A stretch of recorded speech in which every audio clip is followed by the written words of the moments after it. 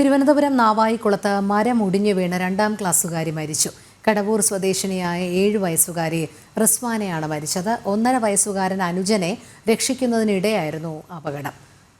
വിവരങ്ങളുമായി SP ശ്രീനന്ദ ചേരുന്നു. ശ്രീനന്ദ, വളരെ ദുഃഖകരമായ ഒരു വാർത്തയാണ്. എങ്ങനെയാണ് ഈ അപകടം സംഭവിച്ചത്?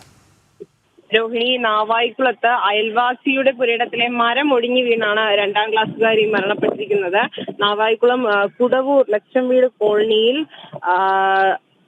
സഹദിന്റെ മകളായ റിസ്വാനയാണ് ഇന്ന് രാവിലെയോടുകൂടി മരണം സംഭവിച്ചിരിക്കുന്നത്. റിസ്വാനയുടെ 1.5 വയസ്സുള്ള സഹോദരി വീടിന് പുറകിൽ കളിച്ചുകൊണ്ട് നിൽക്കവേ മരമൊടിയുന്ന ശബ്ദം കേട്ട് സഹോദരിയായ റിസ്വാന രക്ഷിക്കാൻ ഓടിയെത്തിയതായിരുന്നു. ഇതിനോടകം മരം റിസ്വാനയുടെ ദേഹത്ത് വീണാണ് ഈ ഒരു അപകടം സംഭവിച്ചിരിക്കുന്നത്. നമുക്ക് ലഭ്യമാകുന്ന പ്രാഥമിക വിവരം എന്ന് പറയുന്നത് സഹോദരിയെ അത്ഭുതകരമായി രക്ഷപ്പെടുത്തുകയും ചെയ്തതിനു ശേഷമാണ് ഗുരുതരമായി പരിക്കേറ്റ റിസ്വാനയെ അടുത്തുള്ള സ്വകാര്യ ആശുപത്രിയിൽ തുടർന്ന് തിരുവനന്തപുരം മെഡിക്കൽ കോളേജിലേക്കും എത്തിച്ചെങ്കിലും ജീവൻ രക്ഷിക്കാനായില്ല എന്നുള്ളൊരു ദുഃഖകരമായ വാർത്തയാണ് ഇപ്പോൾ പുറത്തു വരുന്നത്.